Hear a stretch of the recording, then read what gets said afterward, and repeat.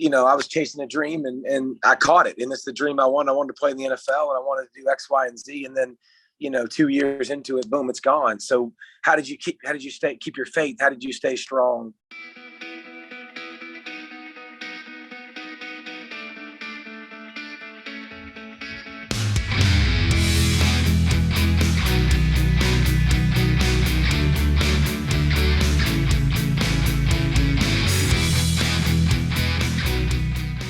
Well, such a privilege and a pleasure to be joined by ESPN's David Pollack here. And we're getting close to college football season, so we'll get into that a little bit, David. But I want to start with the faith side of things because it's something that you are open about and you do share about on social media. And I just wonder, why is that something that's important to you?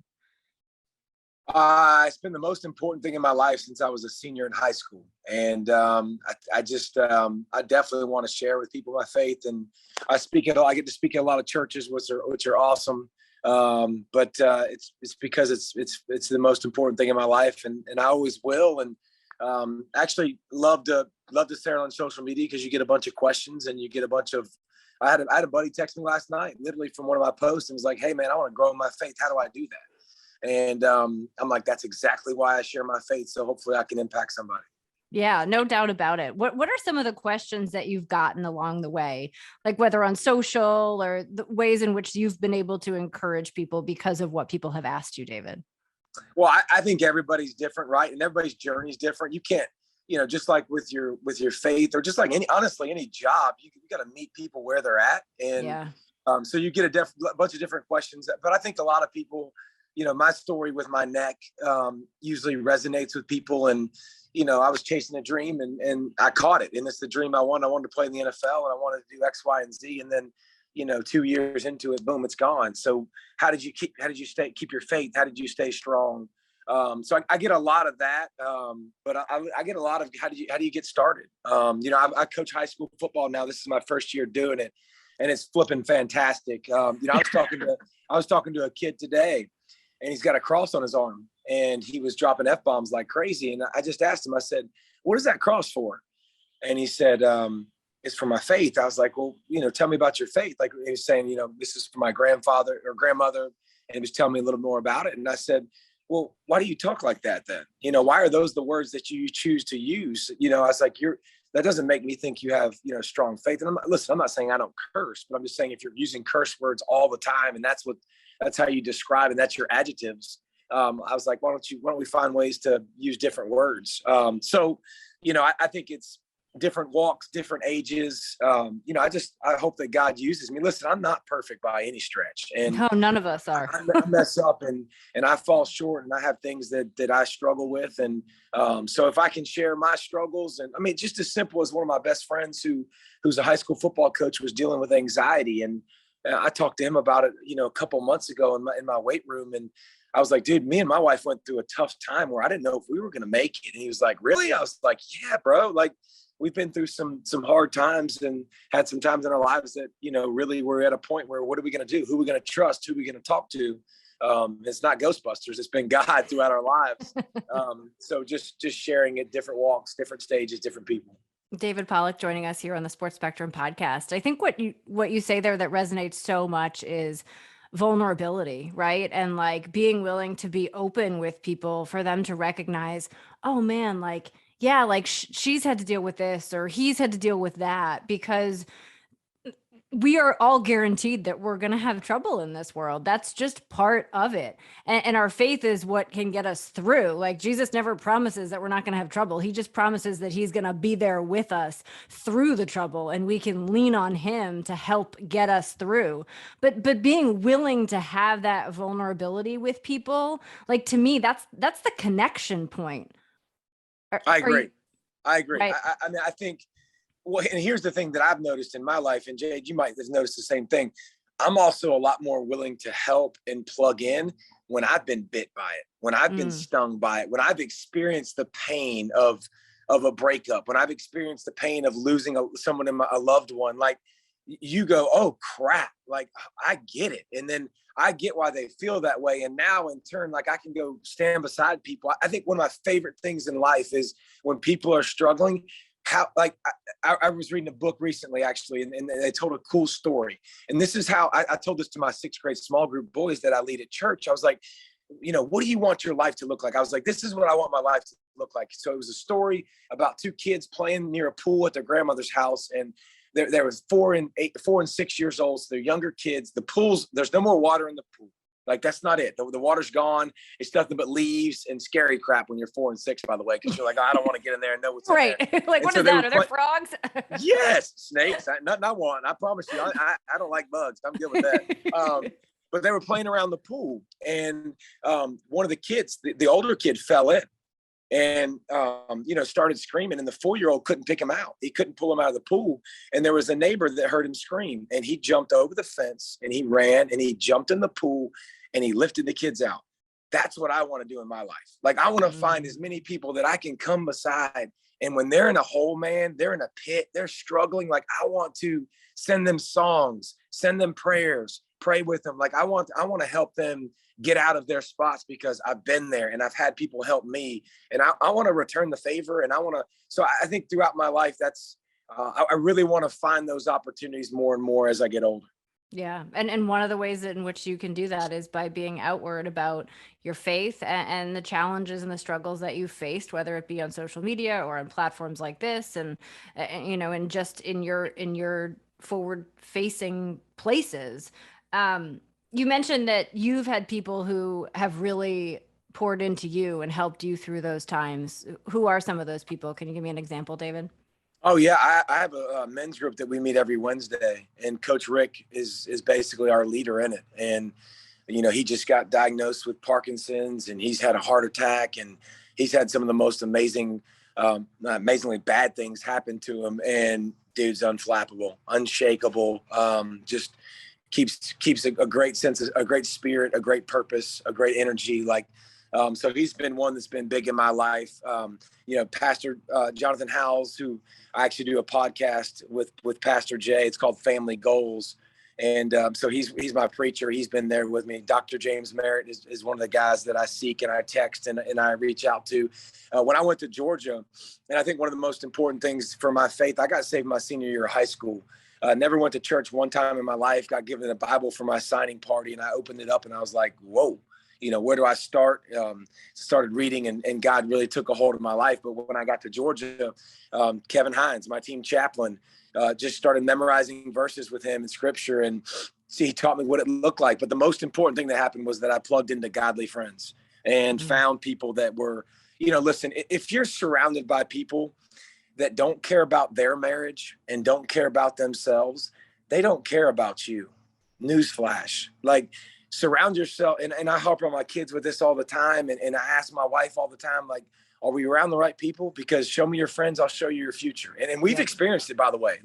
The tough time I told you about with my wife was a direct correlation to who we were hanging out with. And that was our decision. We chose to make sports a priority over God.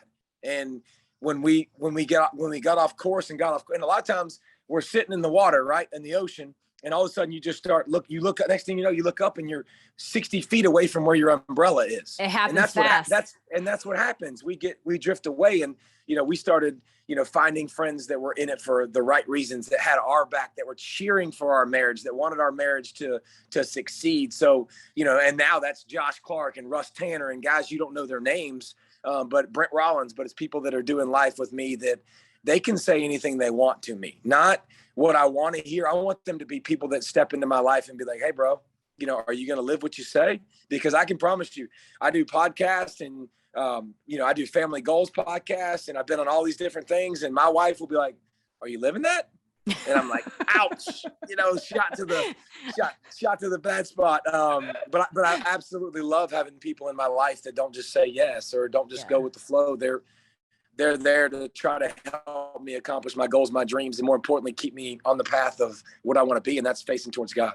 Yeah. Yeah. I've had those moments with my husband, by the way. So you're not alone, where he's like, hello. And I'm like, oh, hey, yeah, Jade. okay. And by the way, we're going to need him more as we get older. Cause what I'm starting to notice is you turn into your parents more and more. Oh my gosh. And here's the thing.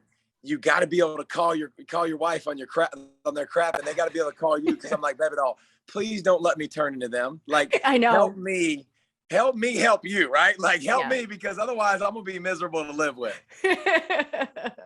I feel like there's echoes of this conversation in my house around me sometimes. And by the way, like your kids like look at you and you realize, oh my gosh, like this is what I don't want to be, because they're real good at like pointing out like a mirror image of yourself. It happens all the time.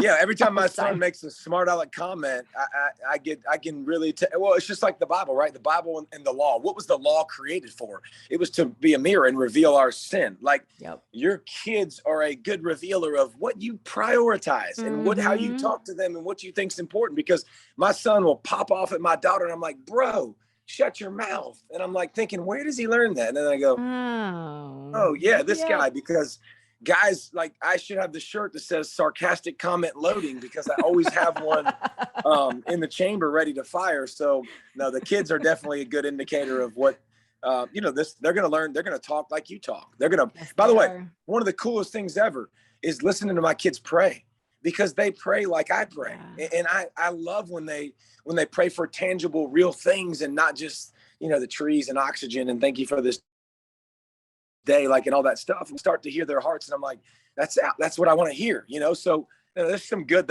you hear from them too, just mostly bad. Yeah, no, it's true. But the good is like so heartwarming. Like my 2-year-old, like we put on like worship music in my house all the time. And now she like walks around and like she raises her hand and she's like, la, la, la.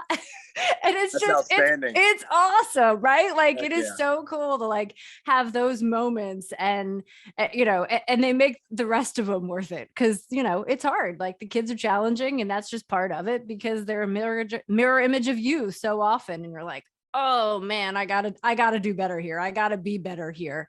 No doubt.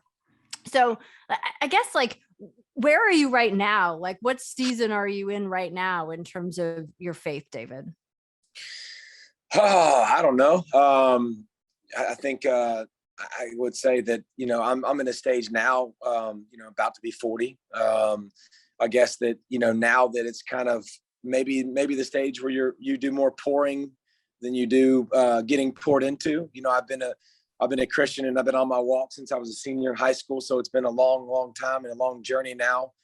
So I think it's trying to help others, bring others along, hold others accountable. For my kids and for my wife, it's really been, this morning was Nicholas, as my son, who's an 8th grader.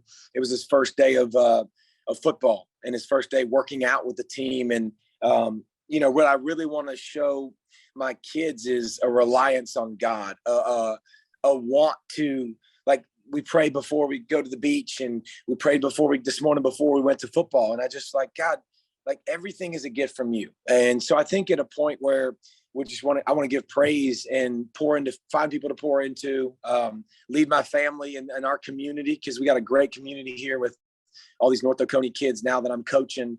So I got an extended family with them now too, trying to pour into them and lean into them. But, listen, still learning in the journey and still growing, but still learning how to be a parent, learning how to be a role model. And, but the most important thing, I think, for all parents and all of us along the journey, you talk about your kids, Jade, what you have to do is which is most important is we have to love our spouses and put our spouses first. Mm-hmm. Our spouses come before our children. Our children come after them. Like we have to show them. And I tick my daughter off all the time. I'm like, baby, I love you. She's like, am I your favorite? And I was like, yep. Next to your mother. Yes. mommy's one. Mommy's She's one. like, nah. She growls at me. But I think we got to show our kids that. We got to show them who one is. We got to show them how to love. We got to show them how to pray, how to take excitement in every single day, how to have joy, how to lead people in the community. And so I think, in the stage of still learning and growing and teaching my kids and trying to be a better role model and example. Yeah. And modeling good marriage, right? Like that's so important, because you want that for your son, you want that for your daughter someday. And for them to have that and have that godly marriage and find the right person to share that with, they need to know what it looks like. Right. Like, and the only way they see that is by what's right in front of them every day. They're not going to see it in anybody else's house. They're going to see it in the house that they grow up in. Yep. So it's hugely they're going to see important. They're going to see how to do it or how not to do it. Yes. We're going to show them that. And my son asked me on the way to our foundation golf tournament the other day, he's like, do you and mommy ever fight? And I said, buddy, there was a time when we did, because I couldn't keep my mouth shut and I wanted to make comments. And I said, I've just learned not to make comments over time, and, just to love and say sorry. And so I was like, so no, we don't fight. But I also was like, buddy, that's not normal. I was like, people argue and that's okay. I said, and when you get a girlfriend later on in life, whenever that is, if he ever gets one, so socially awkward, I don't think he'll ever get one. But I was like, when you get a girlfriend, later on in life, like, it's okay to have disagreements and arguments. But to me and your mommy, it's not okay to scream and yell. Like, right. It's not okay to curse. Like, we're not gonna. I said there was a time when we had more, butting of heads, and we would have yelled at each other. I said, but now we don't, and but we do make mistakes, and we do say things to each other that we shouldn't say. Right, and we know how to forgive each other. Right, I mean, that's a huge part of it too, because if you're gonna freely accept God's grace, you have to extend grace. That's not negotiable. I mean, my daughter, actually, I made a comment. She was just watching Spirit in the kitchen. She's 12 years old, by the way, and we're still watching. She's 12, and we're still watching Spirit, which blows my mind and just makes me laugh. She was watching Spirit, and I was like, oh, and again, sarcastic comment. I go, oh, that's Leah, because the girl made a smart, like, she rolled her eyes, and I was like, that's my girl, and she was like, Daddy, you didn't have to say that. And I walked over from the kitchen on the couch, and I laid her on her lap. She's, no, you don't get to come over here. And I was like, I'm sorry. You're right. I shouldn't have made that comment. She's like, no. I was like, wait a minute. You're not going to extend grace. And she was like, whatever. But yeah, I mean, if we know we're works in progress and we're continuing to screw up, and we're going to continue to go to God and go, God, forgive me, and accept that grace freely, then we're going to have to definitely, if somebody's wronged you, if somebody's done something to you, you better be willing to forgive them. Yep. 100%. It's like when my son was 5 at the dinner table, and he was like, but I tried the spinach. Like, I ate 2 bites, Mom. I'm giving you grace. I don't like it. And I tried it. Using your words on you. I love it. That's what I'm talking about. 100%. David Pollack here with us on the Sports Spectrum podcast. All right, let's talk a little football here. The college season is coming up. What is it like for you to gear up for another season with the Gameday crew, David? It's cool. I mean, it's crazy because I think I'm on year 10 or 11. And again, didn't deserve it. Don't deserve to be on the group. Just very right place, right time. God put me in a cool situation where I could jump on the crew when they extended it to ESPNU, and I was working with ESPNU, and then found a way to become part of the team. But it's fun. It's cool. It's always fun to gear up. I think my wife's always the most excited because I get out of the house a little bit, and she can kick me out. And I think it's good because, absence makes the heart grow fonder, for sure. I'm gone a lot more, and she's, she loves it when I come home and I'm not in the way and I'm not making a mess, because I'm pretty messy sometimes. But no, I definitely gearing up, watching college football, studying the guys, studying the teams, and, getting ready for travel. For me is very manageable. Unlike the past, it used to be really, really difficult, but now that I've done it for a bunch of years, it's become a lot easier. What's your favorite part about it? I think my favorite part is the different campuses, the different fan bases, the different experiences. I mean, yes, every show is the same, quote unquote, open and same guys, but it always feels so different, depending on where you are and who's playing, and whether it's in Eugene, Oregon, and it's 6 a.m. And the show's really, it's at 9 a.m. Eastern. So I think you're sitting out there in the dark. Oh yeah. I think the most fun part is you just never know what show you're going to do. You got to kind of roll with it. And the moments that happen that are, off the cuff and just kind of crazy that you just embrace. I think that's the most fun. Is there a particular moment that you remember more than any other from your, 10 years being out there? Is there one that pops to mind?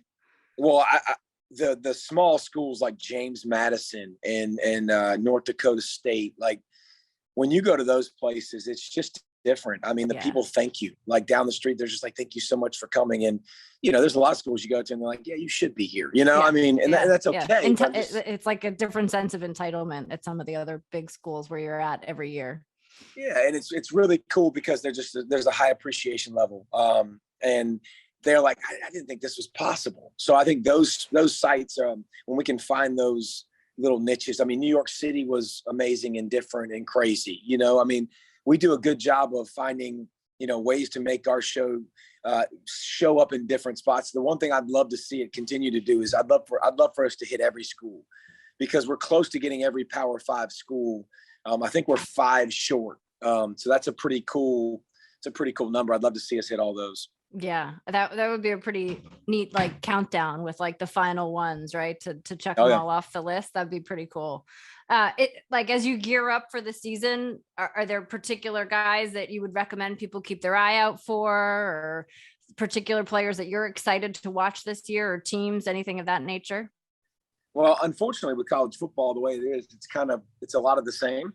You know, the best team is going to be Alabama. They're going to be really good. They got the best offensive player, the best defensive player in the country.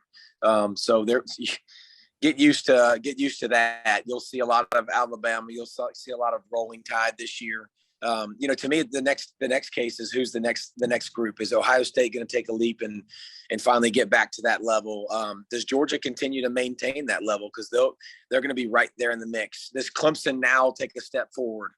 You know, last year was the first time we really seen them take a step back, and you know, the transfer portal was a big part of that. It lost 25 guys. The transfer portal didn't take any. So, you know, the NIL, for gosh sakes, like Jimbo versus Nick, for goodness sakes, like WWE Raw. Like, I think so.